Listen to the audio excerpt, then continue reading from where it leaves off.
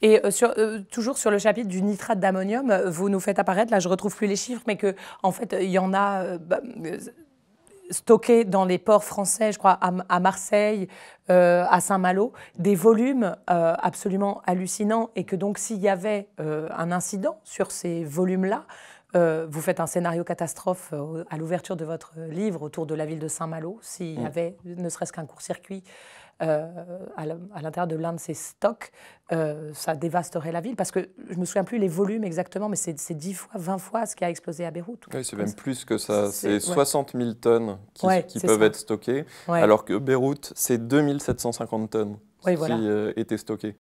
Les industriels ne communiquent que très peu sur leur production. Ouais. Ils vont communiquer sur le produit fini en termes marketing, mais pas du tout sur toutes les phases en amont, parce qu'effectivement, l'industrie, il faut le rappeler, ce n'est pas propre du tout, quel que soit le type d'industrie. Moi, quand on me parle d'industrie verte, ça me fait sauter au plafond.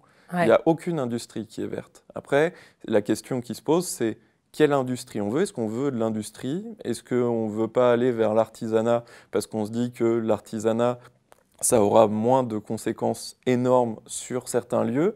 Après, l'artisanat pose d'autres problèmes parce que pour sécuriser au mieux des petites productions, ça demande un niveau de compétence et de connaissances énorme. Est-ce qu'on est capable de le faire? Voilà, le débat se situe plutôt là aujourd'hui.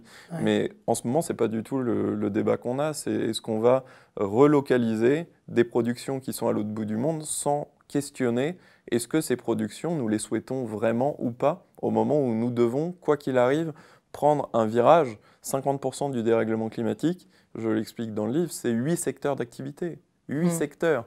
Donc, sur ces 8 secteurs, si on ne bouge pas, on aura beau faire nos petits gestes du quotidien, ça ne changera absolument pas la réalité du dérèglement climatique.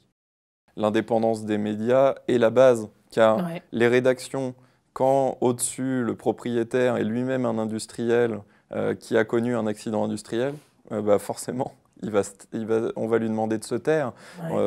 Donc la seule solution pour moi, c'est le développement effectivement de médias indépendants. Mais moi, je ne comprends toujours pas que des médias puissent appartenir à des industriels. Ça me paraît, une hérésie. Ça me paraît une hérésie.